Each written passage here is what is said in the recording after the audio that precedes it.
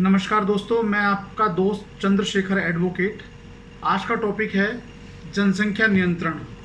भारत में जनसंख्या की स्थिति क्या है और क्या इसको नियंत्रित किया जा सकता है और क्या आवश्यकता है नियंत्रित करने की, इसके क्या प्रॉस हैं और क्या कौन से, क्या इसके फ़ायदे होंगे, क्या नुकसान होंगे। तो शुरू करता हूँ इस टॉपिक को। भौगोलिक दृष्टि से अगर देखें, ज्योग्राफिकल एस्पेक्ट से देखें तो भारत जो है वर्ल्ड का, संसार का, दुनिया का 7वां बड़ा देश है क्षेत्रफल के हिसाब से, और जनसंख्या के हिसाब से दूसरा बड़ा देश है। तो ऑस्ट्रेलिया का लगभग भारत से 2.5 गुना बड़ा है और 2.5 से 3 करोड़ जनसंख्या है। 900 बच्चे वहाँ रोज़ पैदा होते हैं। ब्राज़ील भी लगभग भारत से 2.5 गुना बड़ा है और 22 करोड़ जनसंख्या है। 7,700 बच्चे वहाँ रोज़ पैदा होते हैं, मतलब बर्थ रेट वहाँ पे 7,700 है। कनाडा भी भारत से 3 गुना बड़ा है क्षेत्रफल की दृष्टि से। 1,000 बर्थ रेट है, रोज़ 1,000 बच्चे पैदा होते हैं और 4 करोड़ के करीब जनसंख्या है। रशिया 5 गुना बड़ा है और 4,700 बच्चे रोज़ पैदा होते हैं। 15 करोड़ के आसपास जनसंख्या है। America, United state of America Bharat से 3 गुना बड़ा है। 33 करोड़ जनसंख्या है। 10,000 बच्चे रोज़ पैदा होते हैं, मतलब बर्थ रेट 10,000 रोज की है। चाइना भारत से 3 गुना बड़ा है। 141 करोड़ जनसंख्या है और 46,000 बच्चे रोज़ पैदा होते हैं, बर्थ रेट वहाँ पे है। भारत में क्या है, भारत के अंदर 70,000 बच्चे रोज़ पैदा होते हैं और भारत की बर्थ रेट हाई है, डेथ रेट यहाँ की लो है। क्या जनसंख्या नियंत्रण हो सकता है? अब इसके बारे में थोड़ा सा बता देते हैं कि अभी पीछे यूएन ने 2019 के अंदर एक रिपोर्ट पेश की थी। According to the world population prospects 2019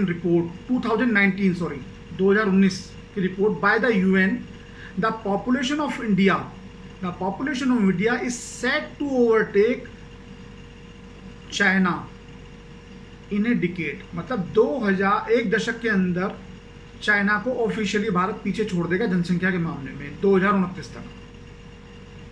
अब इसके लिए जनसंख्या नियंत्रण के लिए एक हमारे एमपी हैं अनिल देसाई जी, उन्होंने 2020 फरवरी में एक बिल पेश किया, प्राइवेट बिल पेश किया राज्यसभा में। तो उनका ये कहना था कि भाई जनसंख्या नियंत्रित की जाए, तो उसके लिए आर्टिकल 47A में अमेंडमेंट की आवश्यकता थी। तो बिल अभी वो एग्जिस्ट है, उस पर कोई आगे नहीं पड़ा। एक हमारे मित्र हैं, नाम नहीं लूँगा उनका मैं, एडवोकेट हैं, उन्होंने एक PIL लगाई सुप्रीम कोर्ट के अंदर कि भारत में जनसंख्या नियंत्रण के लिए कानून बनाया जाए। कोर्ट ने केंद्र सरकार से जवाब मांगा। केंद्र सरकार की तरफ से, भारत सरकार की तरफ से ministry of health and family welfare ने जवाब दिया कि this is spouse to be decide that how much children they have to born. मतलब ये पति पत्नी का निजी मामला है, वो निश्चय करेंगे बच्चे कितने पैदा होने चाहिए। और भारत में जनसंख्या ज़्यादा नहीं है, भारत में जनसंख्या ठीक है।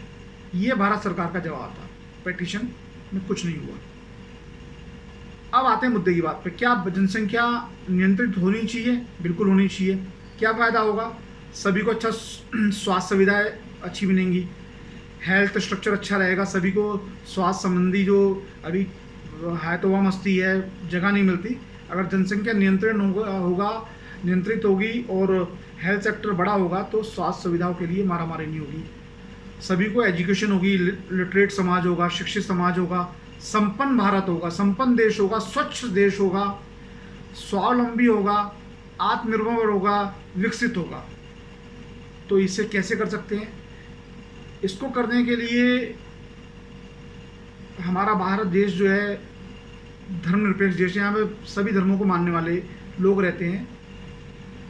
हिंदू बहुतायत में बहुसंख्यक हैं, उसके बाद मुस्लिम हैं, उसके बाद हिंदू, उसके बाद बौद्ध, सिख, जैन, ईसाई, इस तरीके पारसी आदि हैं।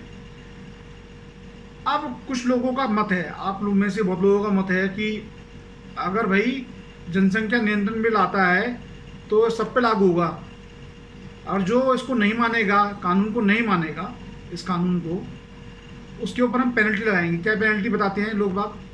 कि उनको है ना सरकारी नौकरी नहीं देंगे, उनको कोई भी सरकारी सुविधा नहीं मिलेगी, उनको कोई वित्तीय सुविधाएं नहीं मिलेंगी, कोई कृषि संबंधी वित्तीय सहायता होती है वो नहीं मिलेगी, कोई लोन नहीं मिलेगा, बैंक में अकाउंट नहीं खुलवाएंगे जी उनका, और एजुकेशन फ्री नहीं मिलेगी उनको, हेल्थ में भी उनको रियायतें नहीं मिलेंगी। मेरा मानना है एक धर्म विशेष, एक मजहब विशेष, एक संप्रदाय विशेष, एक समुदाय विशेष, आपने कानून बना दिया, वो उसको नहीं मानता, उसे नहीं चाहिए आपकी सरकारी नौकरी, उसको नहीं चाहिए आपकी सरकारी सुविधाएं, उसको नहीं चाहिए आपसे सब्सिडी, क्या करोगे जी आप? क्या होगा उससे ये होगा धीरे धीरे हिंदू जो अभी 74 या 78% के आसपास है, 78 से 74% है, वो 50% पे आ जाएगा, क्योंकि हिंदुओं को सरकारी नौकरी चाहिए, क्योंकि उन्होंने अपने पुश्तैनी काम सब छोड़ दिए। पहले अधिकतर बड़े ही हिंदू होते थे, नाई हिंदू होते थे, फैब्रिकेटर हिंदू होते थे, ग्रिल वाले हिंदू होते थे, सब काम छोड़ दिए। मैकेनिक्स हिंदू होते थे, अब नहीं है, सबको सरकारी नौकरी चाहिए, ये तो कानून की पालना कर लेंगे, हिंदू हो जाएगा 50% पे आ जाएगा। जो अभी 18 से 20% पे हैं, एक समाज, एक समुदाय, वो 40% पे आ जाएगा। जो 20% होते हुए अभी भी लोगों को चैन से जीने नहीं दे रहे, हर एक जगह फसाद की जड़ बने हुए हैं, 40% हो जाएगा तो क्या आपको रहने देंगे? कभी सोचा इस बारे में? सभी लोग ऐसे नहीं है, मेरा किसी को टारगेट करने का वो नहीं है, पर जो दिखता है वो बोलता है आदमी। क्या भारत सरकार लगा सकती है? नहीं। सीएए कानून आया था जिसके अंतर्गत नागरिकता देने का प्रावधान था, नागरिकता छीनने का प्रावधान नहीं था। उसके लिए धरने पे बैठ गए लोग, देशव्यापी धरने हुए, शाहीन बाग में लोग धरने में बैठ गए सर्दी में। वो तो कोरोना 2020 में आया तो उससे लोग उठे। उसके बाद किसानों के लिए, किसानों के हित के नेता बैठ गए, किसानों के हित के लिए कानून आए, उसके अगेंस्ट में नेता बैठ गए जो जिनको फ़ायदा अपना दिखता था, जबकि किसानों को उससे डायरेक्ट फ़ायदा मिल रहा था। तो हाईवे पे कब्जा कर लिया, क्या करोगे आप? पक्के मकान, टेंट बना लिए, एसी, सब सुविधाएं वहाँ पे, लोग परेशान हो रहे हैं। सरकार कुछ कर पाई? अभी तक तो कुछ नहीं करा। तो आप कैसे समझ सकते हैं कि अगर हम इतना बड़ा कानून बना देंगे तो क्या हाल होगा? उसका नुकसान ही होगा, क्योंकि ये लोग तो जनसंख्या जिनको बढ़ानी है, हालांकि समुदाय इस विशेष में भी बहुत सारे लोगों ने अपने आप को कंट्रोल कर लिया है और वो भी अपने बच्चों को अच्छी शिक्षा दीक्षा, अच्छा स्वास्थ्य देने की प्राथमिकता रखते हैं, इसलिए वो भी बच्चे ज़्यादा पैदा नहीं कर रहे। पर कुछ हैं, उसमें भी 90% लोग ऐसे जिनका काम ही यही है। तो क्या किया जा सकता है? सबसे पहले इस कानून अगर बनता है, मैं इस फेवर में हूँ कानून बने, क्योंकि देश का स्वावलंबन बहुत जरूरी है, देश का विकास बहुत जरूरी है। देश विकसित होगा, शिक्षित होगा, आत्मनिर्भर होगा, स्वास्थ्य के मामले में आत्मनिर्भर होगा, रोजगार के मामले में आत्मनिर्भर होगा, संपन्न होगा, स्वच्छ होगा, तो सभी को फायदा है। क्या करना चाहिए? इसका एक तरीका है, ये मेरा निजी विचार है, कि अगर जो इस कानून को नहीं मानता उसका वोटिंग राइट, जो सुविधाएं उनको नहीं दी जाएंगी, जिससे वंचित किया जाएगा, उसके अतिरिक्त इनका अगर वोटिंग राइट भी ख़त्म कर देते हैं अगले 40 साल के लिए, उसका और उसके डिपेंडेंट्स का, जो नहीं मानता, मतलब उसके बच्चे और उसके डिपेंडेंट, उसके माता पिता, और ये सब पे समान रूप से लागू हो, तो जनसंख्या कानून जो बनता है वो सार्थक हो पाएगा, अन्यथा इसका कोई फ़ायदा नहीं है।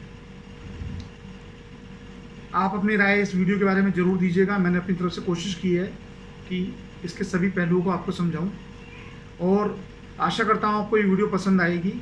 अगर आपको वीडियो पसंद आती है ये, तो अपने इस वीडियो को लाइक कीजिएगा, अपने कमेंट्स ज़रूर दीजिएगा, शेयर कीजिएगा, और सबसे ज़रूरी सब्सक्राइब कीजिएगा, और बेल आइकन को आप जो है ज़रूर प्रेस कीजिएगा, जिससे मेरी आने वाली वीडियो आपको मिल पाए। नमस्कार।